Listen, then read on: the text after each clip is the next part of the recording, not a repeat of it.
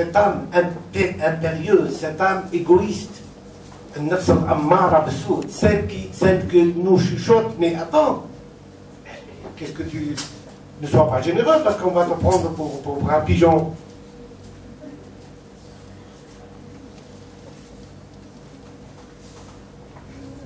Ne fais pas de bien parce qu'on va t'exploiter. Donc en permanence, fais attention, durcis-toi. Au contraire, tu es dans un monde pour te battre. Un monde de conflit, un monde de compétition, un monde pyramidal. Si tu veux être en haut, il faut te battre. Il faut monter. Et pour monter, il faut bien que tu montes sur la tête de quelqu'un. Ou de quelques-uns. C'est impératif. Tu ne peux pas faire autrement. Pour être en haut de l'échelle, il faut bien en écraser quelques-uns. Et c'est tout à fait tolérable. Et c'est tout à fait parfois même méritoire. Un général qui tue des milliers de personnes aura des décorations. Un homme qui tue une personne ira en prison. C'est connu. Il sera jugé, on le mettra en prison. Et un général qui commande une armée, qui va tuer des millions de personnes, et parfois le plus grand nombre c'est des innocents, on va le décorer. On va lui donner une étoile de plus, un grade de plus, un commandement de plus. Parce qu'il a gagné la guerre. Mais il a gagné la guerre en tuant des gens. Il a gagné. Donc, dans cette problématique de l'ego humain, qui ne cesse à chaque fois considérer que la moitié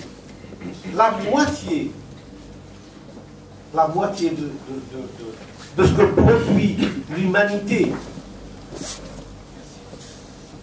en bien financier est consacré aux armements.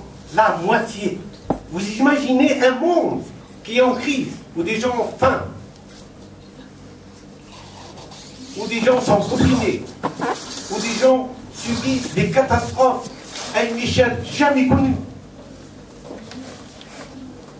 Nous dépensons à l'échelle de l'humanité la moitié des avoirs financiers du monde.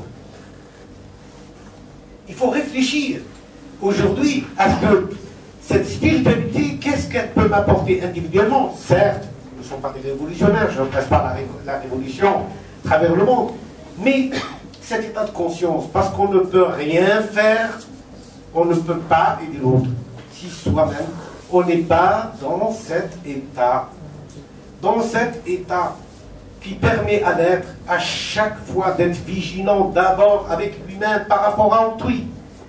Ne fais pas à l'autre, nous dit l'adage, ne fais pas à l'autre ce que tu ne veux pas qu'on te fasse. C'est la première chose que nous devons apprendre à nos enfants. Ne fais pas à l'autre. Ça doit être d'une intransigeance à faire comprendre à nos enfants, à nous-mêmes et à nos enfants, ne fais pas à l'autre ce que tu ne veux pas qu'on te fasse.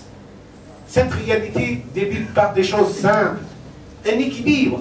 Pourquoi? Parce que tu es dans un monde où tu as besoin de l'autre pour exister.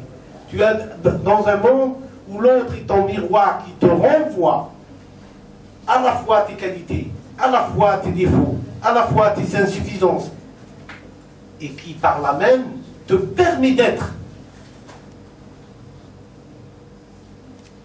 La diversité est une richesse extraordinaire.